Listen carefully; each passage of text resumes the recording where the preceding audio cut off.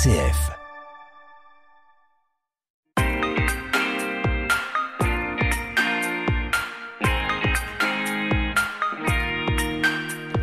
Cette semaine dans Que Padre, on va aborder un sujet qui touche au paranormal, les expériences de mort imminente.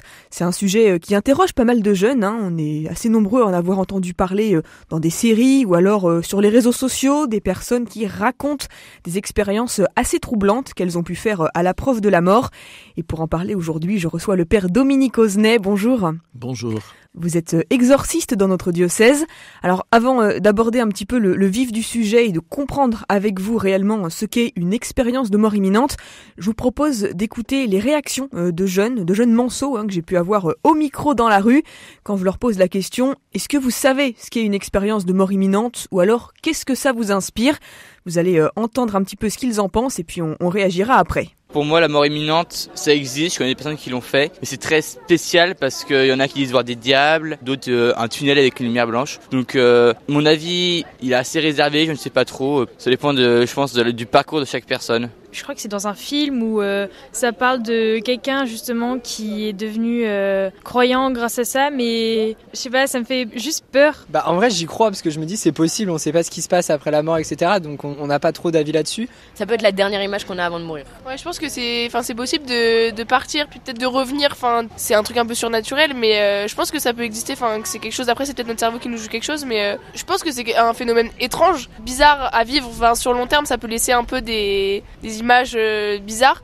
Je sais pas si c'est traumatisant ou pas, mais après je pense que ça dépend des gens là-dessus. Je vais pas dire que j'ai envie de le vivre, mais j'aimerais bien voir la sensation, ce que ça fait de connaître la fin et de pouvoir revivre entre guillemets après. Donc on l'a entendu, père Dominique Oznet, des réactions assez partagées chez ces jeunes qu'on a pu interroger pour RCF. Avant de débuter cette émission, est-ce que vous voudriez bien nous rappeler en quelques mots ce qu'est réellement une expérience de mort imminente ? EMI, ou encore en anglais américanisé, Near Death Experience, NDE.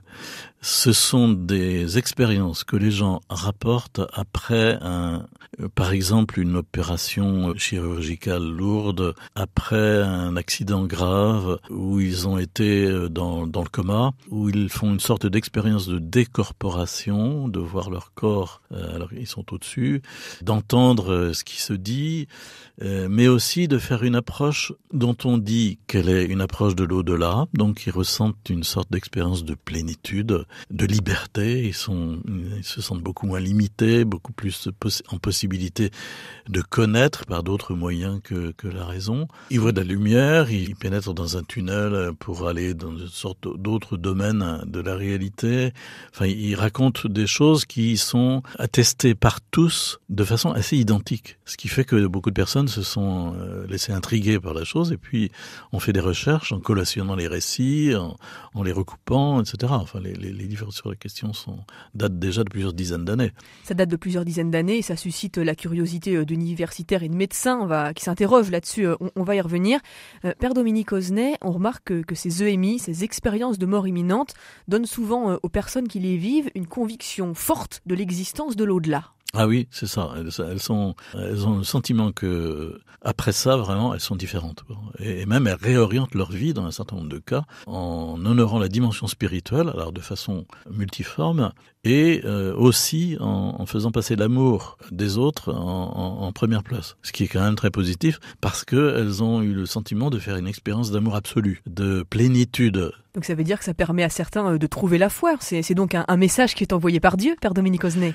Alors c'est là que le bas blesse, si j'ose dire, parce que on a maintenant de façon documentée, en se basant sur un certain nombre de recherches néerlandaises ou suisses sur la question, on voit que on a documenté cette question-là. Des gens qui font une expérience d'approche de la mort se retrouvent ensuite avec des capacités paranormales qui parasitent leur vie de façon forte. Ça veut dire qu'il y a des effets secondaires en quelque sorte. Si vous voulez. Imaginez qu'une personne, après cette expérience, rentre dans un bus et dit « Oh mais c'est l'horreur, je suis le bus tout entier ». C'est-à-dire qu'elle a le sentiment de capter toutes les personnes qui sont là, de les laisser entrer en elle et de faire une fusion. Voilà. D'autres vont vous dire je peux scanner l'état de santé des personnes autour de moi. Je vois les auras autour des personnes. J'ai des réponses avant même de poser des questions. Donc vous voyez, on rencontre ça beaucoup aussi dans le ministère de l'exorcisme, où les gens sont parasités par des phénomènes paranormaux visuels, auditifs, olfactifs, concernant les sens. Et c'est très curieux parce que ces gens qui font une expérience de mort imminente se retrouvent ensuite avec ce type de phénomène dans leur vie, et elles disent elles-mêmes que c'est problématique pour leur propre vie, quoi. Ça veut dire, Père Dominique Osnet, que les expériences de mort imminente, c'est plus un traumatisme spirituel qu'autre chose, quoi. Traumatisme paranormal qui est ambivalent. Alors que traumatisme, c'est même le mot qu'emploie, je pense, un certain nombre de chercheurs. Par exemple, un cardiologue des Pays-Bas, Pim van Lommel, publie en 2001 une grande étude sur les EMI dans The Lancet, la revue scientifique de référence. Et il dit « c'est un traumatisme spirituel ». Il dit quand vous avez un arrêt cardiaque, il n'y a plus aucune activité dans le corps et dans le cerveau, mais dans la NDE, la conscience est manifestée alors que le cerveau ne fonctionne pas du tout. Il faut donc rediscuter la relation entre la conscience et le cerveau, etc. etc. Enfin, c'est-à-dire que quelqu'un peut être cliniquement mort, mais qu'il y a quand même une activité spirituelle qui persiste. Spirituelle, paranormale, que sais-je. Et donc, il y a même des médecins français qui vont dans ce sens-là aussi, pour dire qu'il y a une sorte de conscience extra-neuronale, extra-cérébrale.